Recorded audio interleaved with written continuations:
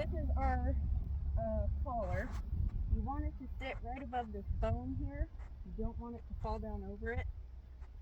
And you want it to have plenty of movement room for his shoulders so when he trots, he doesn't get stuck. And then this is our surcingle. This doesn't need to be crazy tight enough not to flip all over the place, but he's a pretty round horse, so we need it very tight. Keep your head up. And then these are our tug straps. This is where the shafts go through, and they sit on this. This is your up and down. This prevents them going from so far up and so far down. And then this is our keeper strap. This is our back and forth keeper. This stops it from going too far forward and too far back. And I'll show you how to set that part up later. And then you put the rings first through the highest ring of your surcingle, then through your collar. And that helps keep the horse's head up. If you miss the collar, it's not the biggest deal in the world, but if you do it on one side and not the other, that'll confuse you. And then this piece here is our crupper. This goes around the tail.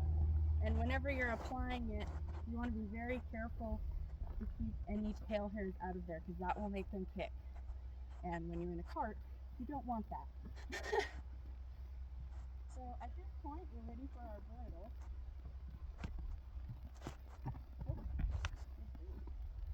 I have this horse in a straight mouth Kimberwick. This horse has a problem with sticking his tongue over the bit. He's been real quiet and happy with this bit, and I haven't had any problems with him putting his tongue over since like the fourth ride. The moment I put this bit in, it stopped. And I like to take off one side of my overcheck. Tag this into his mouth really nice.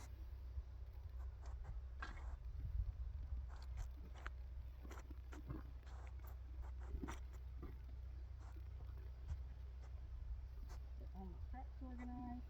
Get all this mane organized. Then this piece here just comes over and clips onto the mouthpiece, and this keeps the bit up. It prevents it from falling, and it also helps keep him up off of the bit, and it stops any rolling of their neck, which is not safe when you're in a cart. We take our chain here, clip on. I like to put 2 rings on because it feels a little bit more secure for me. You want to be able to get just a finger in there. And then twist it.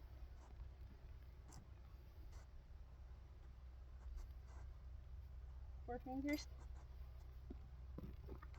Come around. Attach our other ring. Oh. And you always want to make sure if something like this happens, that's going to totally change how the bit works. See how it's twisted like that and it's pointed outwards?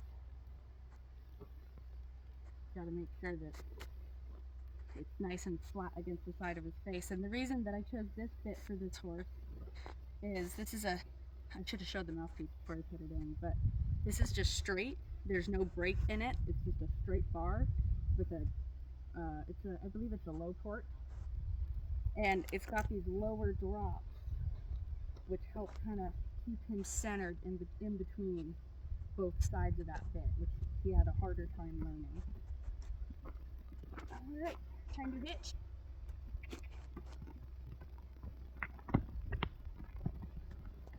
Always want to hitch on a nice flat surface.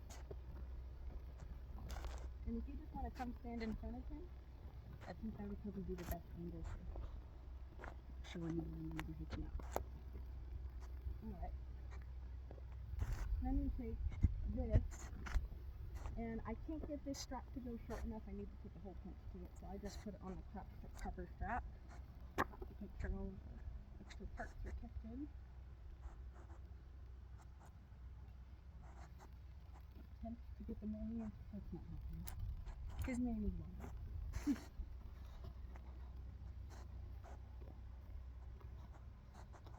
And he has been trained to ground tie. Oh, good boy. And that's not ground tie. Oh, good job. Here we go. Oh, part's a little heavy for me sometimes. And then we take our tug strap and thread it through.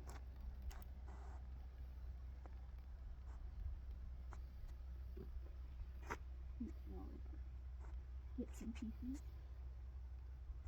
We go behind, in front of, take any slack out, and then bring down. So this prevents the tug strap from going any other direction and keeps it centered on the horse and keeps it safe. And then, final step for this side is our trace. And this comes up, attaches to the collar. And you don't want it loose enough that it's slapping the horse. When this horse is a little bit camped back in the cart right now and he's a little bit crooked, so it's going to be a little bit slack on this side, but you can see how he turns. It's stretching out. So you don't want it too loose, and I always, if I have a lot of fabric like I do in these traces, I'll just loop it through the back of the shafts to help prevent any slapping. Consider any slapping on the side. And what I love about your surfing album is you take them off and then just lift them up. It's so easy. Okay, you're gonna bump your head on the ground. Again, behind. Get that punch that tucked in there nice. But you quit. And behind. Stop. In front. And back down to the buckle. And you want this pretty tight. You don't want it super tight. Oh. But this is what prevents your cart from going up and down. So it is definitely pretty important.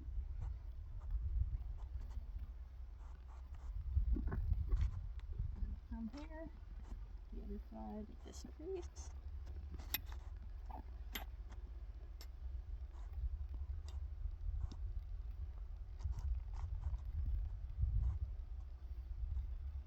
Alright, you're ready to go. And that's how to hitch a driving horse. All done. Ready, Bubba? Good boy.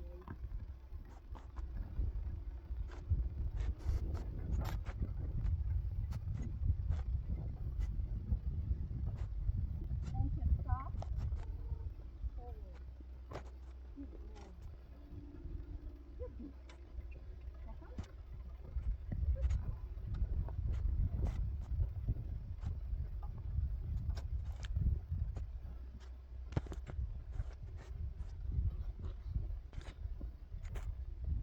So this horse has never pulled a cart before. We've used them for trail riding and packing into the wilderness. But I found Kyla, and she's been working with them for about 6 weeks. She takes them on the road, and obviously she knows a lot about horses. I couldn't even figure out how the tack was applied and all the britching. And she's very knowledgeable. So now I'm going to jump on and go with a ride with her.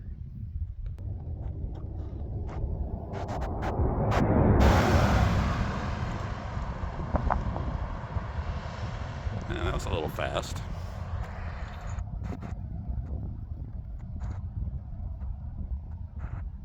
He's not a fan of dogs. He doesn't like when dogs are barking.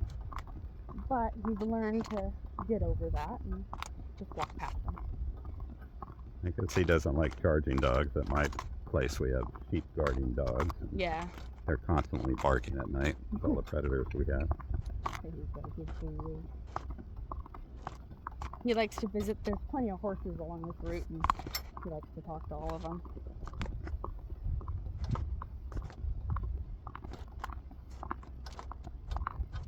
Good boy.